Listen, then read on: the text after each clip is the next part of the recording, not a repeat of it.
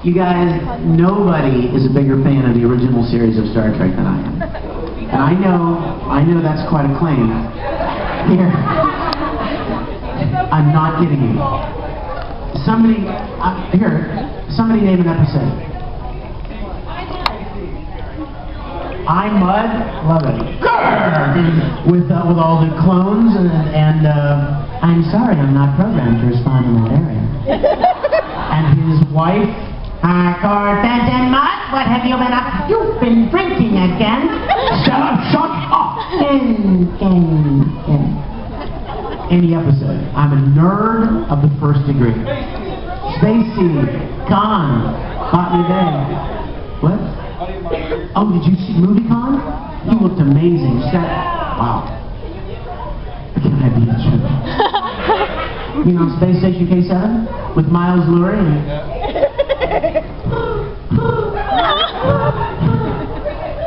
Triples are a little but triples are dangerous. Just incredibly prolific. Precisely. Friend Kirk. Cyrano Jones? Yeah, I'm a nerd. So I was inspired by that show when I was a little boy. Fast forward years, and I've come together with several friends, and we have rebuilt all of the original series soundstage. I'm not kidding. I mean, take that in for a minute. We're talking about the big bending corridor, briefing room, sick bay, captain's quarters, transporter room, Jeffrey's tube, bridge, hangar deck. It's breathtaking. The sets are in Kingsland, Georgia, right by Jacksonville, Florida, in a 9,000 square foot building that we share with our sister program, Starship Farragut. We shot our first episode in January of this year. We premiered it at Phoenix Comic-Con. I was worried that we would have any kind of a good turnout because, you know, it's a fan series that no one has seen before. So we were hopeful that we'd have a good turnout. They put us in the biggest room they had, which could be really cool and could be really bad, right? If you're in a room that seats 4,000 people and you have 1,000 people show up, that's a great turnout. Except in a 4,000 seat room, it looks like nobody came, right? So we were really worried, and you know what? We had 4,000 people in that room. And Nichelle Nichols sat in the front row with me and watched the episode that I'm about to show you. In case you're interested, you got that DVD menu? You throw that up for me? In case you're wondering how long I have been a Star Trek fan. You have it? DVD man? Where are you? Put that menu back up for me, the DVD menu. Oh, we talked about it. He knows. He knows, doesn't he? You know. Where is it? It was the same disc we just did the song from. Maybe it was a red shirt. It's coming. I know it's coming. Maybe it was a red shirt. Anyway, since I was 10 or 11 years old, I was making my own costumes. All right, Star Trek Vintage down at the very bottom. We'll just show a bit of it so you can see what a nerd I am. So you know I'm not joking. You ready?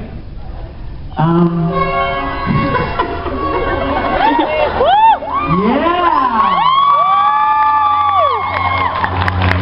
Have you ever seen a scrawnier Captain Kirk in your life?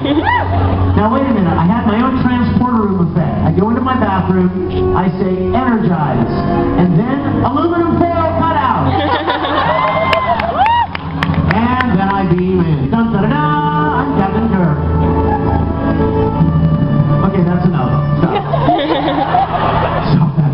Okay, go ahead and throw that other disc in. So you can see, I've been this weird for decades.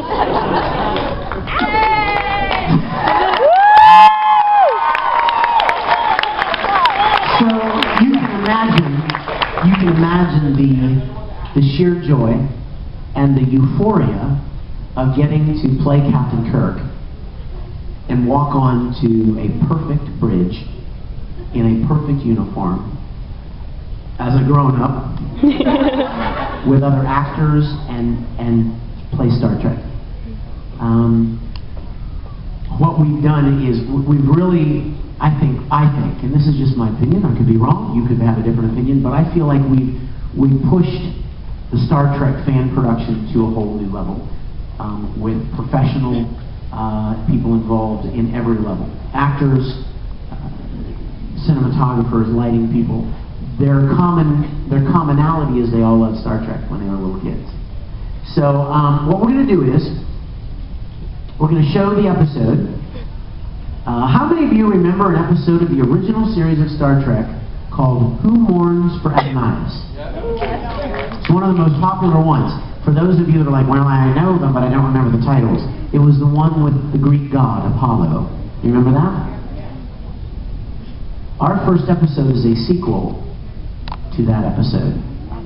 And the same actor who played Apollo 47 years ago reprises his role as Apollo. Oh no, that's how much time I have left. Who played Scotty I'm in the going to go original to camera series? space afterwards. James Doohan. His son, Chris Doohan, is playing Scotty. How cool is that? I mean, you guys, Chris Doohan was on the set of the original series when he was a little boy. He would go to work with his dad. Can you imagine how cool it must be for him to be in the uniform like his father wear and walk out onto that bridge and sit at that engineering station or work the transporter controls? He's amazing. You're about to see. I'm going to ask you a couple of trivia questions when we finish. We're not going to show the whole thing because I want to tease you a little bit because I want you to go and watch the rest of it. Plus, I want us to have time on the other side to talk about any questions you have about the episode or the series. So, having said that, if we could kill all the lights and bring that sound up and hit this episode, and we'll talk in just a little bit. Okay, if you've not seen it, you gotta go home on YouTube and watch the rest of it, because the poo-poo hit the fan. You know what I'm saying? Those of you that have seen it, it gets even more exciting and intense. So let's talk about it. Anything you want to ask about the episode? I'll let you know this, we just finished 2 weeks ago shooting our second episode. OMG. Wait till you see who the guest star is for our next episode. They announced it on Facebook this morning.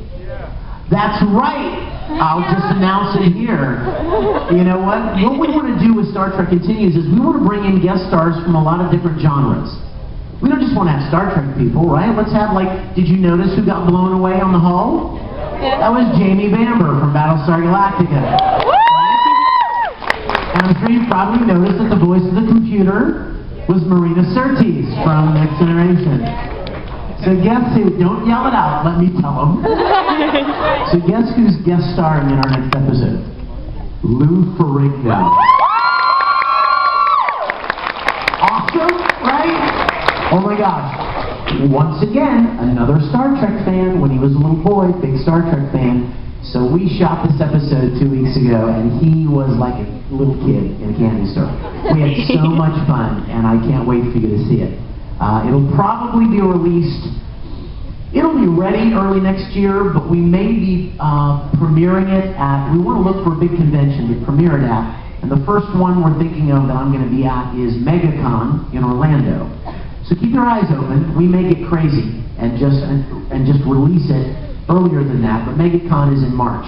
And we're already trying to plan to shoot our third episode in February or March of next year. Where we shoot in Florida, as you can imagine, it's pretty warm. So we have to shoot in the months when it's cooler down there. So who's got a question about Star Trek? Yes, sir. About what you just saw. It's great. Yeah, come on up to the microphone too, you guys. Anybody's got a question, come on up. I want everybody to hear your microphone. Yeah, that means you, Antonia. So I have seen it before. It's fantastic, and you know, Thank you. The other big web version of Star Trek Continues, or Phase 2, or New Voyages, or whatever they're calling it now, Have you seen that one? Oh, I've I've seen only it. got 2 minutes left on my camera for recording. I worked My battery's with some of them. I thought there was a connection. So, Well, they do what they do, and we do what we do. and they're both great. I would say, you know, if you're a Star Trek fan, enjoy them. Anybody can watch the two different series and I think see the distinctive differences between the two. But I wish them nothing but the best, and we're going to do what we do as best as we can do, and they do their thing. And what you do is great. Thank you, That's sir. Thank really you. fantastic. Thank you. I loved every second of it. Watching. Oh, I appreciate it. It gets better. It gets even better. So thank you so much. Thanks. Yes, sir. I don't know, I just want to say thanks for the compliment earlier. Absolutely, you look amazing. I actually played an Andorian once in a fan series, and I appreciate what goes into making that. So. Which one? Actually, phase 2. So yes, what's your question? It's sort of been a long time dream of mine to start a fan film here in Halifax. So I was wondering if you could say a little bit about, I don't know, the genesis of the project, getting together from, this might come out a little convoluted, but how does one form that passionate group of people and then take it all the way to like filling a soundstage full of sets and producing this thing that is pitch perfect. You know what? Surprisingly, it's a lot harder than you might think. Or maybe you know it's harder than it looks. I actually thought I knew how hard it would be, and it really even exceeded my expectations of how difficult it would be. Having said that, my college degree is actually in film. So I've had decades of experience in shooting, directing, editing, sound designing, camera, lighting, all the different aspects of production. And over the years, I've made a lot of friends in different productions in my industry. And I talk about Star Trek because I love Star Trek. And you find